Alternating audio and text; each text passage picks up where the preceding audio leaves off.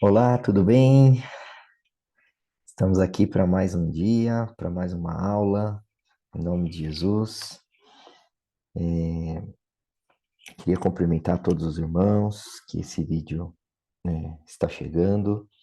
E hoje nós vamos falar de Apocalipse 4. Já estamos na nossa quarta aula, no nosso quarto dia em relação ao estudo. E eu queria te convidar se você tem conseguido aí assistir às aulas. Já temos a 1, a 2, a 3 disponíveis. As aulas ficam disponibilizadas toda segunda-feira. E eu queria te convidar a compartilhar esse vídeo, a comentar, a curtir. Se você não está inscrito ainda no nosso canal, Comunidade Evangélica Manaim, eu queria convidar você a se inscrever.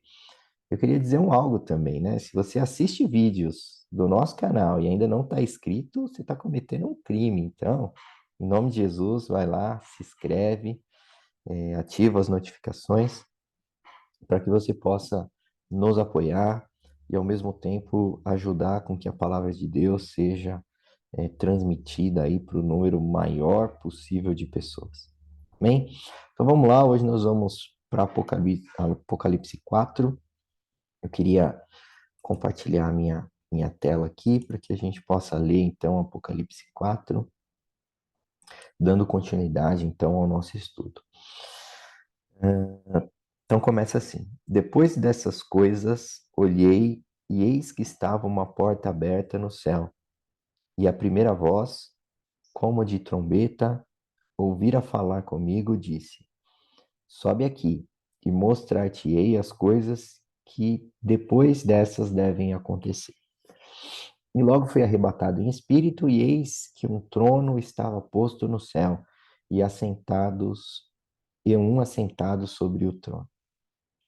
E o que estava sentado era de aparência semelhante à pedra de jaspe e sardônia, e o arco celeste estava ao redor do trono, e parecia semelhante à esmeralda.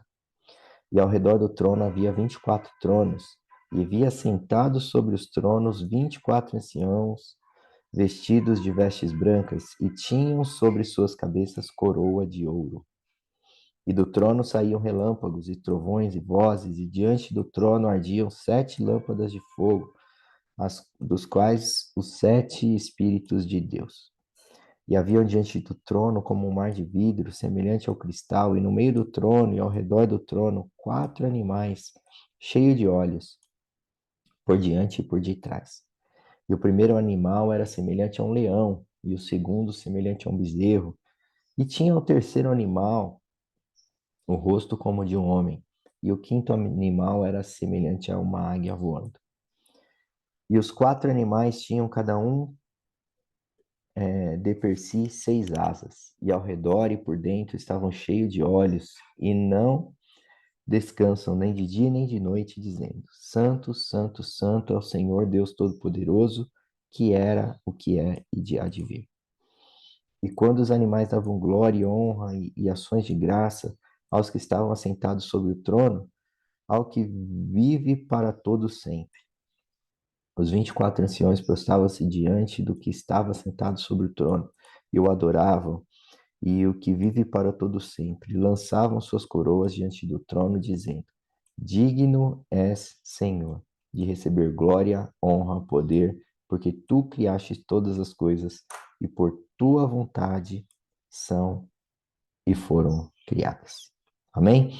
Então, esse é o nosso capítulo 4, um capítulo relativamente pequeno, né? Vai até o verso 11, e é sobre ele que nós vamos falar, então, nesse dia. Mas antes da gente entrar propriamente aqui no comentário de cada um dos versos, eu queria convidar você a orar comigo, amém? Então, queria convidar você para que a gente peça aí a direção do Senhor, a revelação do Senhor, para que Ele possa falar conosco grandiosamente, porque, irmãos, não é somente informações que estão sendo passadas aqui, mas é a palavra de Deus sendo pregada, a palavra de Deus sendo comentada, sendo ministrada, e que ela venha de encontro com o seu coração, né? Você entrou aqui para um estudo, mas eu tenho certeza que você vai sair daqui abençoado. E este é o propósito do Senhor quando ele nos reúne. Amém? Então vamos orar comigo. E ore aí também, em nome de Jesus. Senhor, em nome de Jesus, nós estamos na tua presença, gratos, Senhor, pela oportunidade de podermos aprender mais de ti, ó Deus. Então, em nome de Jesus, que o teu Espírito esteja sobre nós, nos revelando, Senhor, a tua palavra, trazendo, Senhor, através da palavra, a existência aquilo que não existe, Senhor. Vamos discorrer aqui a respeito do capítulo 4 de Apocalipse, onde João recebeu um convite, Senhor, um convite para ir até a sala do trono. Então, nos leva, Senhor, nos leva a essa sala, nos leva até este lugar, Senhor, o lugar onde a tua presença está, o lugar onde a tua presença habita, Senhor. Lá nós queremos estar, lá nós queremos morar, Senhor. Nós queremos ter esse contato contigo, Senhor. Então, em nome de Jesus, fala grandiosamente conosco neste momento, em nome de Jesus. Toma a tua direção, que cada palavra ministrada aqui, cada frase, cada palavra, Senhor, proferida, seja para o louvor da tua glória. Em nome de Jesus. Amém. Amém? Então vamos lá, capítulo 4.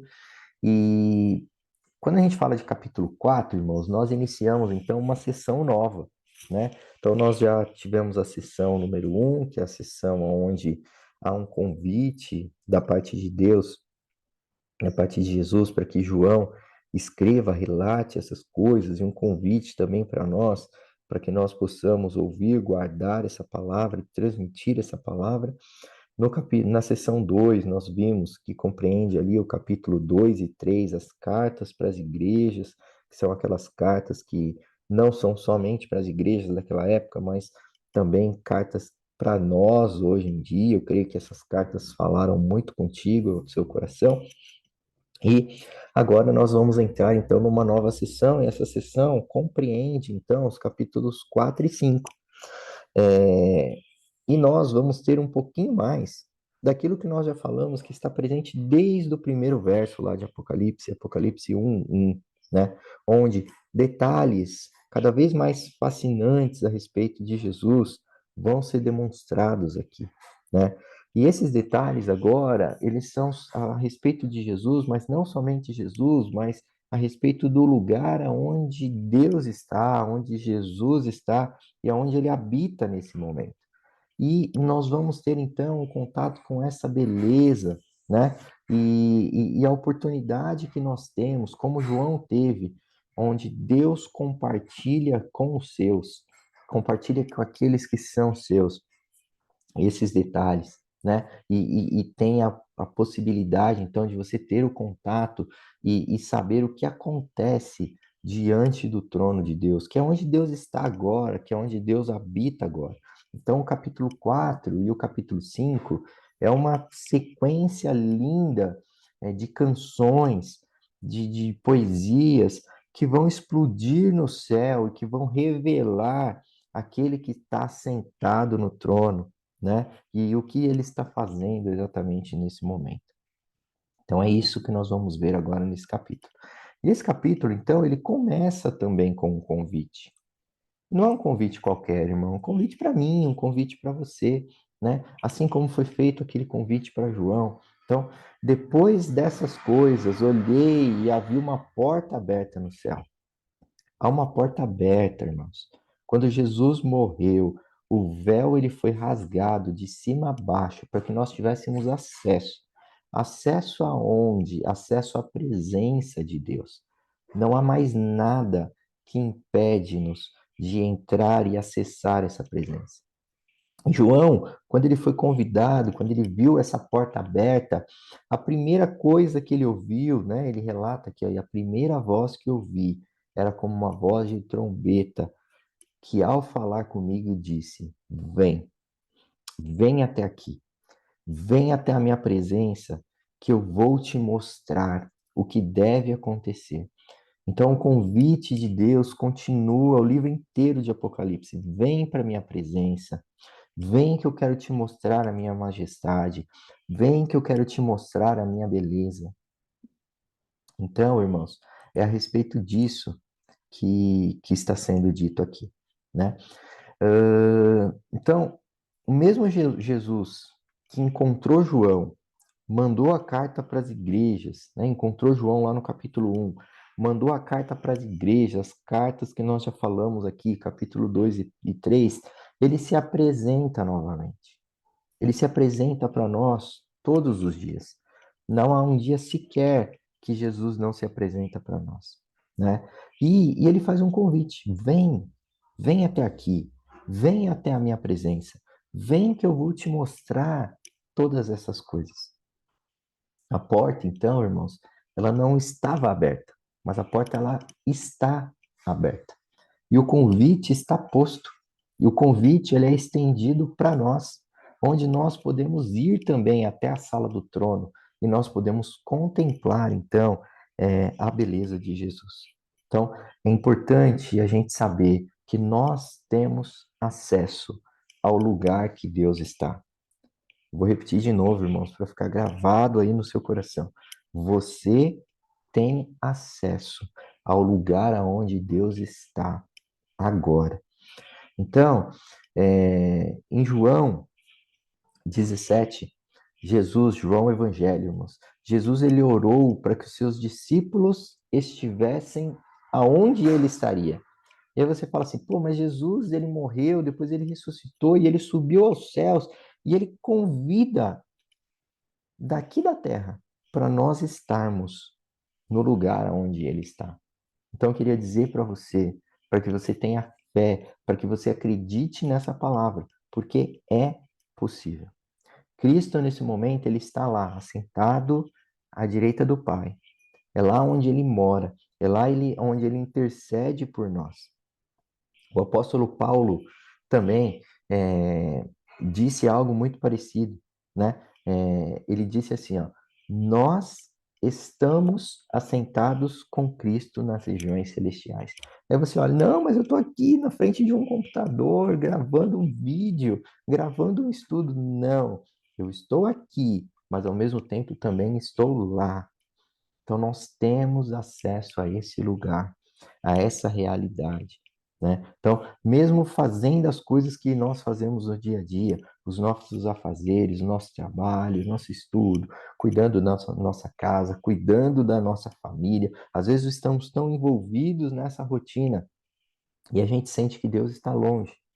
Eu queria convidar você de, no meio do seu dia, no meio da correria que você passa, você dar uma pausa e você pensar e imaginar: estou aqui envolvido em tudo isso, mas ao mesmo tempo estou lá também.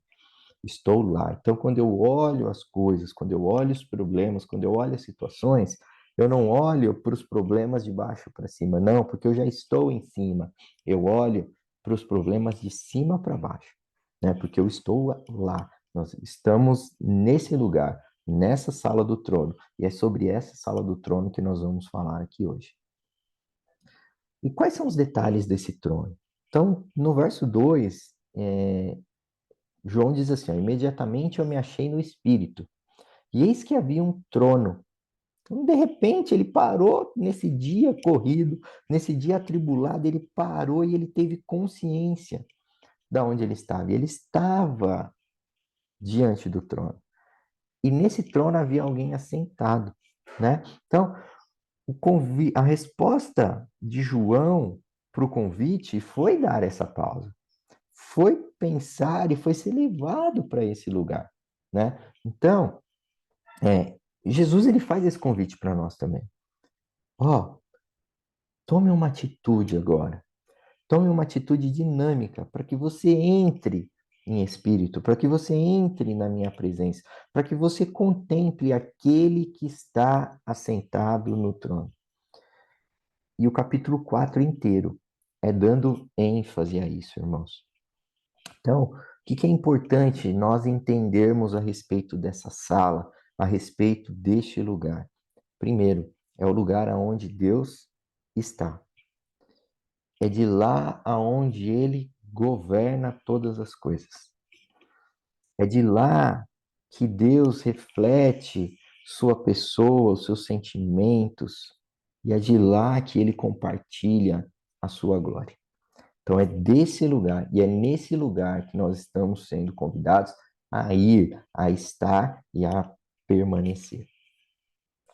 E João, então, ele começa a descrever as belezas de Deus através dessa visão. Então, ele aceitou esse convite, ele teve essa atitude, ele foi. E a partir do momento em que ele foi, ele começa, então, a, a responder a essa beleza e ter dimensão dessa beleza. E no verso 3 ele diz assim, ó, e esse que estava sentado era semelhante no aspecto à pedra de jaspe e ao sardônio. E ao redor do trono havia um arco-íris semelhante no aspecto à esmeralda. Nós estamos falando aqui especificamente de pedras preciosas. E o que quer dizer esse verso 3, então, a respeito dessa pedra preciosa? Está dizendo que Deus, ele é inexplicável, irmãos. Está querendo que Deus é um Deus transcendental. É um Deus que é fora de qualquer realidade daquilo que nós vivemos nessa terra. Então, ele não tem palavras humanas, ou ele tenta com algumas palavras humanas descrever, então, a beleza do que ele está vendo, daquele que ele está vendo assentado nesse trono. E aí ele diz, então, que esse Deus é uma pedra preciosa. É uma pedra em chamas. O que significa isso? Quando a gente fala de jaspe, quando a gente fala de sardônio, elas são pedras vermelhas. E esse vermelho tem a mesma característica do vermelho de um fogo.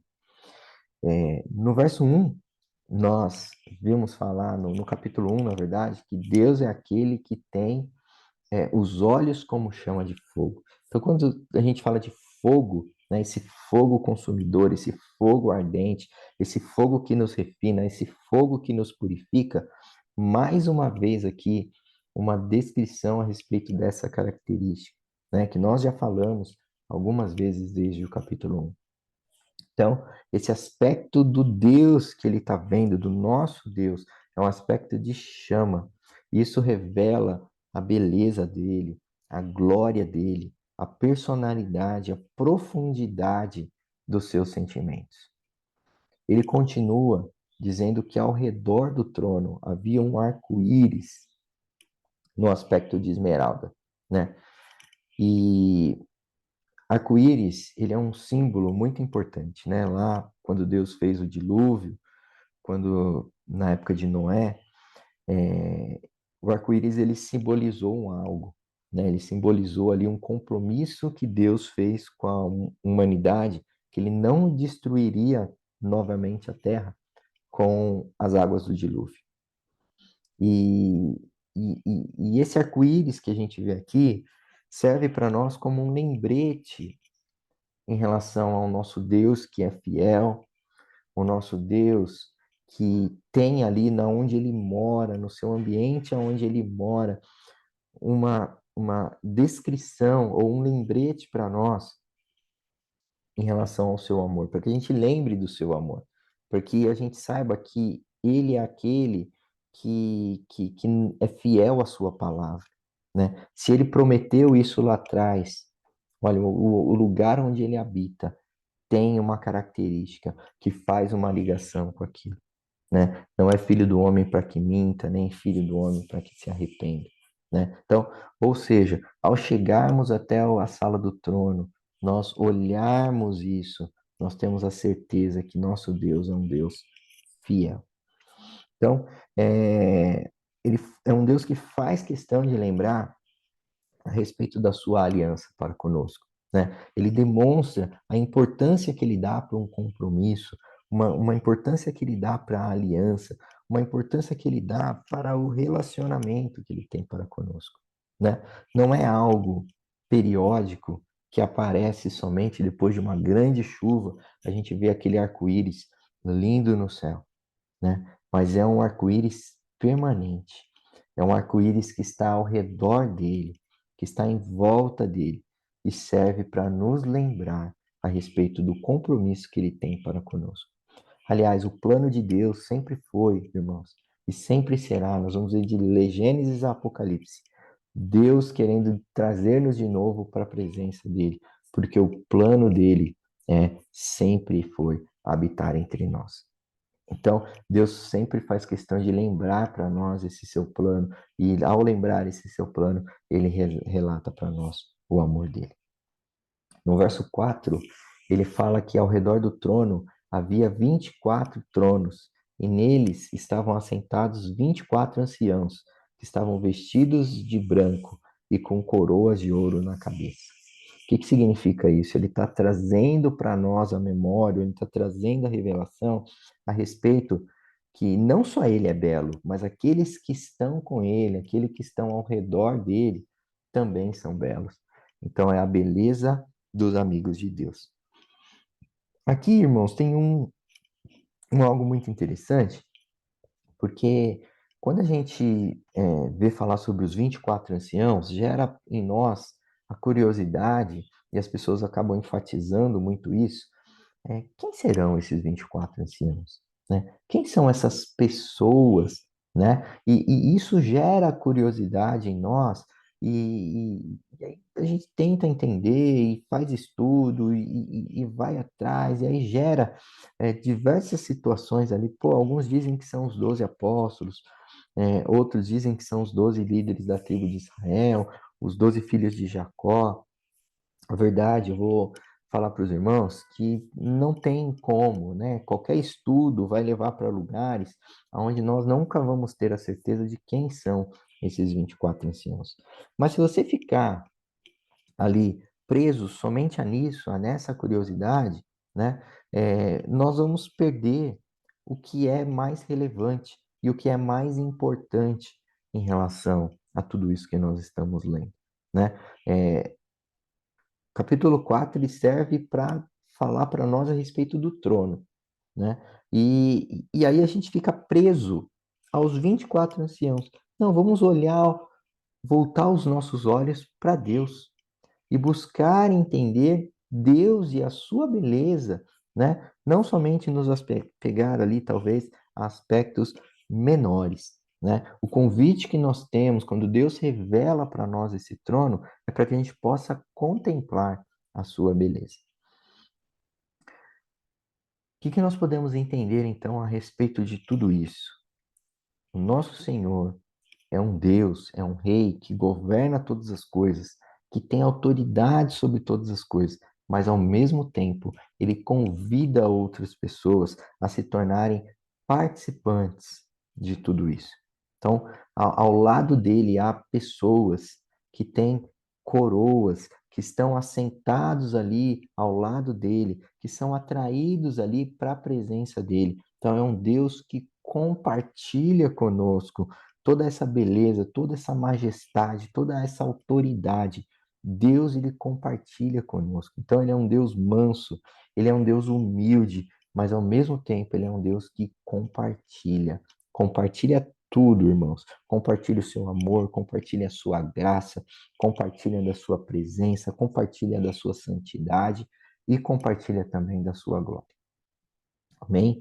Essas pessoas estão vestidas de vestes brancas, estão vestidas também de coroa. Então, esses aspectos remetem à questão de justiça, à questão de governo, né? Então, Deus ama a justiça e ele compartilha o seu governo. É exatamente isso que está dito aí no verso 4. Ainda a respeito da beleza de Deus, dando continuidade aqui no verso 5, do trono saíam relâmpagos, vozes e trovões, e diante do trono estavam acesas 7 tochas de fogo, que são os 7 Espíritos de Deus.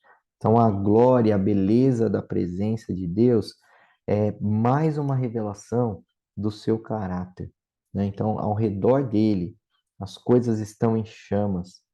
O lugar onde ele está é um lugar cheio de luz, é um lugar cheio de raios, relâmpagos, sons, atividades sobrenaturais. E ele não é um Deus que governa de qualquer lugar, né? Ele é um Deus que governa a partir de um lugar aonde ele está, que revela ali a sua majestade, que revela o seu poder e revela que ele é um Deus incomparável, né? Então, o verso 5 está querendo dizer exatamente a respeito disso, né? Onde Deus está, a luz, onde Deus está, a clareza, onde Deus está a manifestação de coisas sobrenaturais. No verso 6, fala a respeito do seu poder. Diante do trono havia algo como um mar de vidro semelhante ao cristal. No meio do trono e à volta do trono havia também 4 seres viventes, cheios de olhos, por diante e por detrás. Então, no meio e ao redor do trono dele existe seres que revelam a sua beleza, revelam o seu poder. E ele descreve esses seres como sendo sobrenaturais, mas utilizando-se de palavras naturais. Então, cheios de olhos, tanto na frente quanto por trás, por dentro e por fora.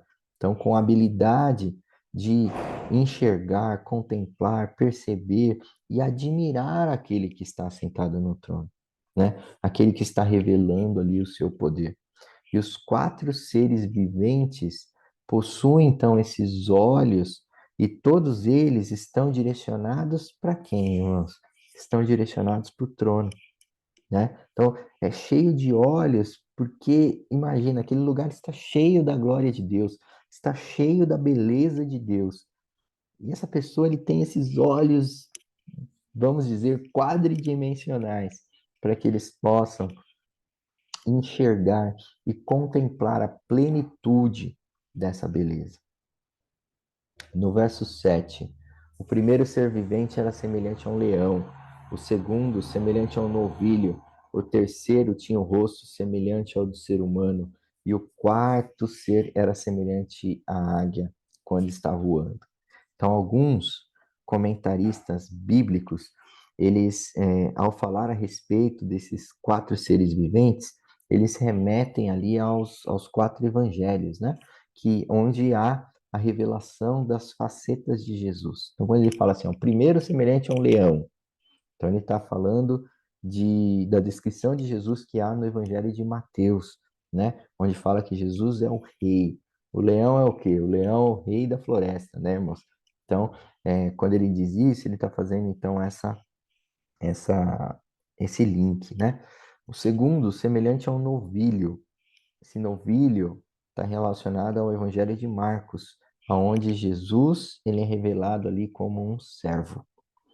O terceiro é semelhante ao rosto de um ser humano. E aí ele já está fazendo relação com o livro de Lucas, que revela Jesus é humano, ressalta ali a humanidade de Jesus, ressalta os sofrimentos, as dores e as necessidades que Jesus teve como um ser humano. E o quarto é como uma águia em voo. E aí é o Evangelho de João, onde está querendo dizer a respeito de um Jesus profético, um Jesus que faz milagre, um Jesus que opera em nós o sobrenatural. Amém? Então, até aqui, nós estamos vendo essa descrição a respeito, então, desse trono, a respeito desse Jesus, a respeito desse Deus. E a partir de agora, então, a gente entra num novo descritivo, aonde começa-se, então, a vir até nós as revelações a respeito de canções. Então, no capítulo 4 e no versículo 5, também há algumas canções ou algumas poesias, né, declarando ali o poder do Senhor ou fazendo adoração ao nosso Deus. Então, a partir do Apocalipse 4:8, nós temos então a primeira canção. E qual é a primeira canção? E os 4 seres viventes, tendo cada um deles respectivamente 6 asas, estavam cheios de olhos e ao redor e por dentro, não tinham descanso nem de dia nem de noite, porque eles proclamavam. Então, eles adoravam a Deus ali, dizendo: Santo, Santo, Santo é o Senhor Deus Todo-Poderoso, aquele que era, que é e que há de vir.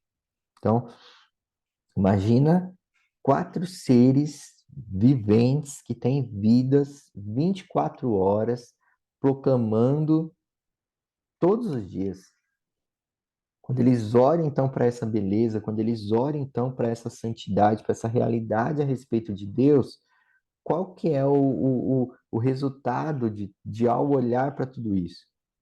Eles querem adorar, eles querem entregar um cântico ao Senhor. E eles começam então a dizer isso que nós vimos aqui, né? Então, que sirva para nós esse cântico de inspiração, para que a gente se una a eles, para que nós sejamos verdadeiros adoradores, adoradores incansáveis. Então, imagina 24 horas de adoração, mas de eternidade para sempre, irmãos. Então, é um convite para que a gente, ao olhar para a sua beleza, ao contemplar a sua beleza, traga como resposta essa adoração a essa beleza, dizendo: Santo, Santo, Santo. Então, Santo, Santo, Santo não quer dizer o quanto Deus não peca. Porque Deus, de fato, ele é santo, ele é incomparável, ele está acima de todas as coisas, não tem como comparar. Às vezes fica até difícil compreender, né, quando a gente fala a respeito disso. Mas essa canção que nós acabamos de ler, a mesma que está lá em Isaías 6:3, que diz que Santo, Santo é o Senhor Todo-Poderoso, e a sua presença, a sua glória, ela enche o mundo inteiro, né? Então, 800 anos depois, os mesmos seres que Isaías teve a visão, que Ezequiel teve a visão, em Ezequiel 1, são descritos agora em Apocalipse por João, ou seja, por uma terceira pessoa, e eles estão cantando a mesma música e declarando a beleza do Senhor, declarando que Ele é um Deus incomparável, que não possui outro Deus mais lindo e mais belo do que Ele. A segunda canção, irmãos, compreende aqui dos versos 9 ao 11. Então, sempre que esses seres viventes davam glória, honra e ações de graças ao que está sentado no trono, ao que vive para todo sempre, os 24 anciões se postavam diante do trono, adoravam o que vive para todo sempre e depositavam suas coroas diante do trono, dizendo: Tu és digno, Senhor, e Deus nosso, de receber glória, honra, poder, pois criaste todas as coisas por sua vontade, elas vieram a existir e foram criadas. Então, como nós vemos em Isaías, os 24 anciãos respondendo e cantando de maneira responsiva, né, de maneira como uma resposta ao que eles estavam vendo, essa atitude de se prostrar, de se adorar, de se entregar, de cultuar a Deus, revela um ato voluntário dos anciãos que estavam devolvendo para Deus e compartilhando com o Senhor toda a dignidade que foi dada para eles, né? Então, eles estavam ali entendendo que você olha a criação, você olha a natureza, você olha todas as coisas, você enxerga o Senhor. E tudo isso é muito lindo, é muito maravilhoso e revela a Deus. E eles estavam levando de volta para Deus, então, essa adoração, né? O que nós somos e o que nós temos é um presente que foi dado por Deus. E nós só temos a possibilidade de devolver o nosso agradecimento para Ele quando nós o adoramos, né? Então, é um convite, irmãos, para que a gente, assim como essas pessoas que estão ali em volta do trono, possamos, desde já, daqui da terra, adorá-lo, reconhecer a sua beleza, reconhecer a sua grandeza. A segunda canção de Apocalipse, ela também é uma explosão de adoração em resposta, então, à questão da dignidade do Senhor. Então, antes de tudo existir, Deus desejou que fosse dessa forma. As pessoas, tudo que existe no mundo, elas só foram feitas porque Deus desejava que foram feitas. Deixa eu te falar uma coisa. A sua vida, você, do jeito que você é aí, só existe porque Deus te desejou. Deus te planejou. Você não é uma obra do acaso. Você não é um acidente. Você não é fruto do desejo dos seus pais, mas antes a sua vida ela foi planejada e ela foi escrita e ela foi desejada por Deus. Deus queria fazer você para que você tivesse um propósito de habitar na presença dele, um propósito de adorar. Então, é, Deus, ele é merecedor de todas as coisas, ao mesmo tempo ele é fonte de todas as coisas, e todas as coisas são respostas ao desejo dele, né? Ele poderia desejar tudo para si, mas porque ele era poderoso, então imagina, ele poderia se encher, se encher, se encher, se encher, mas não, o desejo dele ao nos fazer era porque ele queria derramar o amor dele sobre nós. E aí, uma vez nós cheios, nós fazermos a mesma coisa, que é derramar do nosso amor sobre a vida dos outros. E esses outros, irmãos, pode ser a nossa família, pode ser o esposo, pode ser a esposa que Deus te deu, pode ser os filhos que Deus te deu, pode ser os amigos que Deus te deu, os seus pais, os seus parentes, ou seja, todos aqueles que você tem o contato. É desejo de Deus que você retribua, que você dê amor, que você sirva, que você se entregue. Porque ao fazer isso, você está estendendo o amor dele, a glória dele, a alegria dele, o poder dele. Amém? Então, com isso, nós chegamos aqui ao final do capítulo 4, um capítulo menorzinho, né, irmãos? Mas um capítulo maravilhoso que revela aí a glória do Senhor, revela a grandeza do Senhor e o quanto o nosso Deus é lindo, o quanto o nosso Deus é maravilhoso. Amém? Entre nessa presença, entre na sala do trono, não há impedimento para que nós possamos entrar, o Senhor está nos convidando. Então, que você, através da fé, através da oração, através da entrega, através da sua busca, através do seu devocional, possa adorar a esse Deus, assim como os anciãos estavam ali adorando, que nós conhecemos. E aí nós vamos dar sequência, então, no capítulo 5, na próxima aula, onde há mais algumas canções ali de adoração, e nós vamos continuar, então, entendendo a respeito desse trono. Amém? Queria desejar para os irmãos uma vida de bênção, uma vida de vitória, uma vida cheia da presença do Senhor, e continue conosco nessa jornada até o capítulo 22, que o Senhor continue falando contigo em nome de Jesus.